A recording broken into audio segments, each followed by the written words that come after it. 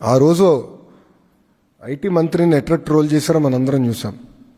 2019 నుంచి 24 మధ్యన ఒక ఐటీ మంత్రిని ఎట్లా ట్రోల్ చేశారో ప్రజలందరూ కూడా చూశారు. ఒక ప్రశ్న అడిగితే దానికి కోడి గుడ్డు గుడ్డు కోడి అన్నాడు.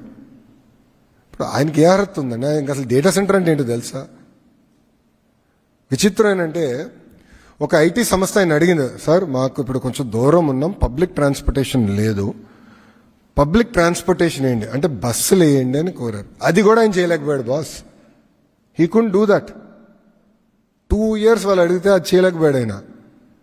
మేము అధికారంలోకి వచ్చిన వెంటనే మొదటి నెలలో ఐటీ కంపెనీలు అందరితో నేను మీటింగ్ పెట్టుకుంటే వాళ్ళు అన్నారు, మిగతా అంతా మీరు చేయండి కానీ ముందర మాకు బస్సెస్ వేస్తే చాలంటే వీ డిడ్ ఇట్.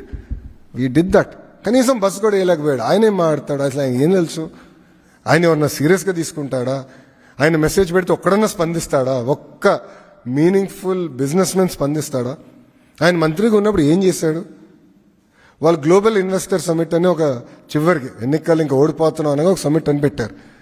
అప్పుడు ఒక electronic media national media person ఏమడిగారంటే, మీరు గ్లోబల్ ఇన్వెస్టర్ సమిట్ అన్నారు, చాలా సంతోషం, గ్లోబల్ కంపెనీల పేర్లు చెప్పండి ఏమేమి వస్తున్నాయంటే ఆయన ఒక్క కంపెనీ చెప్పలేకపోయాడు. He couldn't tell even one company. మాకు సమ్మిట్ పెట్టాల్సిన అవసరం రాలేదు, ఆల్రెడీ తీసుకొచ్చా. ఇటుగో పార్ట్నర్షిప్ సమ్మిట్ పెడుతున్నాం, బట్ మేము ఏంటి సమ్మిట్ కోసం ఆగట్లా.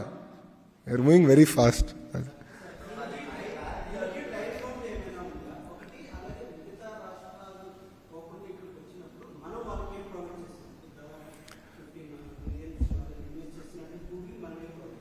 ఇప్పుడు మొదటి ప్రశ్న ఏంటంటే 5 సంవత్సరాల్లో 15 బిలియన్ డిప్లాయ్ అయిపోతుంది.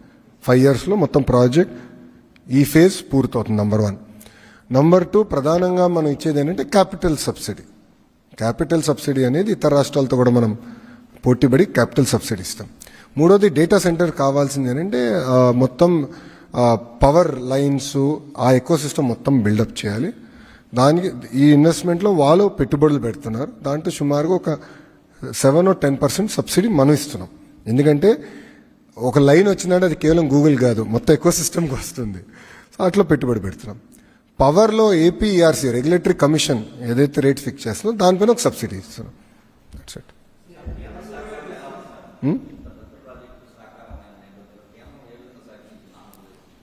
చెప్పే కదా, డబుల్ ఇంజిన్ బుల్లెట్ ట్రైన్.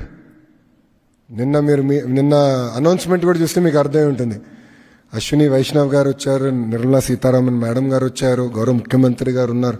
అంటే ఈ ప్రాజెక్ట్ కేవలం ఆంధ్ర రాష్ట్రానికే కాదు, దేశానికి ఎంత ఇంపార్టెంట్ ప్రాజెక్ట్ అనేది మీకు ఒక్క ఫోటోతో అర్థమై ఉంటుంది. సో ఇది చాలా సీరియస్గా తీసుకున్నారు. They are all very happy. అంటే మేము ఎంత సీరియస్ తీసుకుంటామంటే ఒక ప్రోగ్రామ్ ఏర్పాటు చేస్తే కేంద్ర మంత్రులు కూడా సెండ్ ఆఫ్ ఏ మంత్రి ఇవ్వాలని మేము ముందలే ప్లాన్ చేసుకుంటాం. ఎందుకంటే వాళ్ళు కూడా సహకరించారు. ఇప్పుడు నిజంగా చెప్తున్నా, ఫైనాన్స్ మంత్రి గారు, కేంద్రంలో ఫైనాన్స్ మంత్రి గారు ఈ ప్రాజెక్ట్ కోసం మేడం గారు fully supported. He said, Babu గారు, this is the best thing data centers అనేది, we have to take a position. And మీరు చూస్తే కేవలం ఆంధ్ర రాష్ట్రం కోసం తీసుకొచ్చిన పాలసీ కాదు, దేశం కోసం తీసుకొచ్చిన పాలసీ.